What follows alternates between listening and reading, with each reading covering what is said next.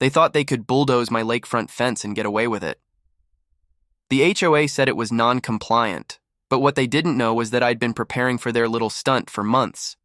Because when they touched my property, they triggered something far bigger, something wired deep into the dock, waiting quietly for payback. Stick around, because this story doesn't end the way they think it will. Before we dive in, make sure to hit that like button and subscribe for more unbelievable real-life HOA stories just like this one.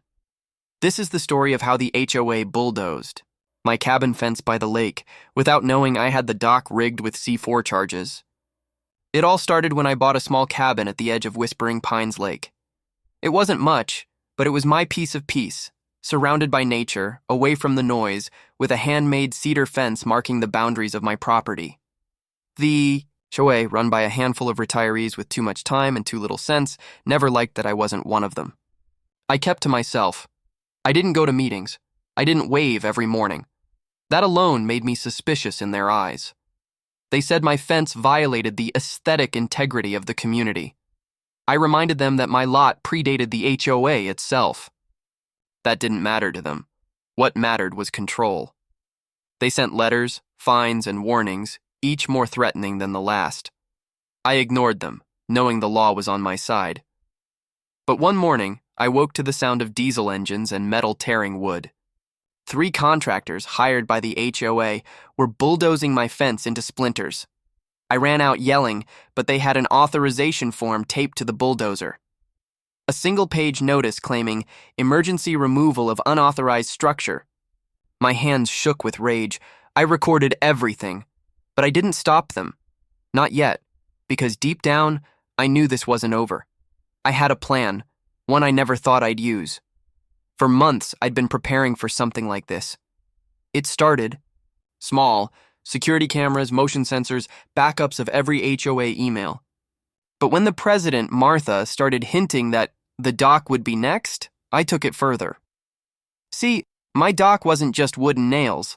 I'd built it with a reinforced substructure, steel beams, power conduits, and, yes, a series of shaped charges wired for controlled demolition. Not to harm anyone, but to make a statement if they ever tried to take what was mine. I'd worked in demolition years before. I knew how to rig it safely. Each charge buried deep, waterproofed, and set to a closed circuit only I could trigger. When the fence fell, I didn't go to the HOA meeting. I watched from afar. They celebrated like they'd tamed the wild neighbor by the lake. They even posted photos online. Unauthorized fence removed. Progress for the community. They didn't realize they'd just made their biggest mistake. I filed a report with the county, citing property destruction. The sheriff took photos but said, "It'll be a civil matter." Typical. That night, I sat on the dock, staring at the reflection of the bulldozed mess in the water. I pressed a small black switch in my hand, arming, not detonating. The faint hum beneath the boards told me everything was ready. Chapter 2 of this nightmare had begun. Days later, the HOA doubled down. A formal letter demanded I remove the unsafe dock structure within 72 hours. They cited made-up safety codes, claiming it posed risk to boaters. I laughed when I read that. There wasn't a single public boat within a mile. But their intent was clear: erase me. I ignored them again. The next morning, I found orange spray paint across my cabin's mailbox. Violator. My security. Feed caught Martha and her sidekick, Ed, doing it in broad daylight. When I reported it, nothing happened. That's when I stopped thinking about fairness and started thinking about consequences. I began documenting every move. Drones, timestamps, GPS coordinates. I sent anonymous tips to local reporters about HOA corruption. I even dug into their finances. Turns out they'd been quietly using HOA funds to pay for landscaping contracts with Ed's nephew's company. I printed it all. And then I waited. On the 3rd morning, the HOA's hired crew came again, this time with chainsaws. Their target, my dock. I watched from my cabin window as they argued about where to start. The foreman hesitated, noticing the private property, trespassers prosecuted signs, but Martha waved her hand dismissively. "We have authorization," she said, too loudly for anyone else but the camera to miss. I stood behind the curtain, heart pounding. The moment the first saw touched the dock, the sensors tripped. A sharp beep from my control box told me the perimeter was breached. I had 30 seconds to decide. Press or stand down. I didn't press it. Not yet. The charges weren't meant for people, and I wasn't going to become the villain they painted me as. But I did something better.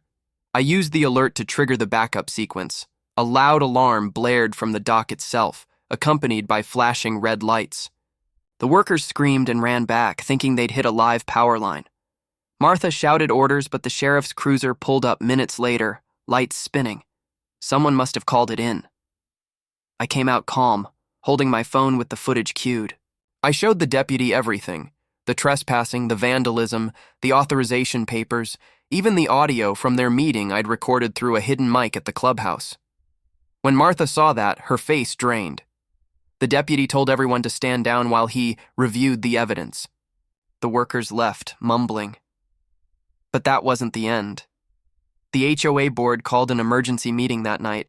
I didn't attend, but I knew they were panicking. Emails leaked. Someone inside the HOA started sending me copies. They were arguing about liability, insurance, even criminal exposure. Apparently, one of them had forged the authorization forms. The walls were closing in on them. Still, I wasn't done. I wanted a reckoning they'd never forget. A week later, I filed a lawsuit: property damage, harassment, trespassing, and defamation. The HOA scrambled, hiring an attorney who tried to paint me as unstable and a threat to public safety. They cited explosives on property, twisting the truth. But I'd been careful. I had permits for controlled demolition materials used for marine reinforcement. Every ounce was legal. The judge ordered both sides to mediation. When we met, Martha's arrogance had vanished. She looked smaller, tired. I showed her the photos of my fence, the financial records, and the legal boundaries proving the HOA had no jurisdiction over my lot. Her lawyer whispered something to her. She turned pale. The settlement they offered was laughable: $10,000 and a written apology. I refused. I didn't want their money. I wanted them exposed. The next morning, I uploaded everything to social media: videos, documents, timestamps, and even the drone footage of the bulldozer tearing through my fence. Within 24 hours, it went viral. HOA destroys private property, gets caught. The comments were brutal. Local news picked it up. Reporters started showing up at the lake, and when they tried to remove the dock again, I let the first charge go, not the real one, but a dummy blast, just enough to send a plume of water 30 feet high. The message was clear: don't touch what isn't yours. The HOA folded within the month. The president resigned. The county began investigating their misuse of funds. Every board member lawyered up. My property was reinstated, my fence rebuilt, this time at their expense. I sat on the dock again, watching the sunset, the faint smell of sawdust in the air. The dock lights glowed soft and steady now, no hum beneath the boards. I'd disarmed the system, finally.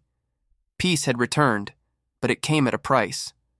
I wasn't proud of how far I'd gone, but sometimes the only way to fight power is with preparation. The HOA tried to play God in a place they didn't own. They learned the hard way that not all fences are just wood and nails. Some are warnings. And mine? Mine was wired for justice. If you enjoyed this wild HOA revenge story, hit that like button, subscribe for more, and tell me in the comments, what would you have done if the HOA bulldozed your fence? Don't miss the next one. It's even crazier.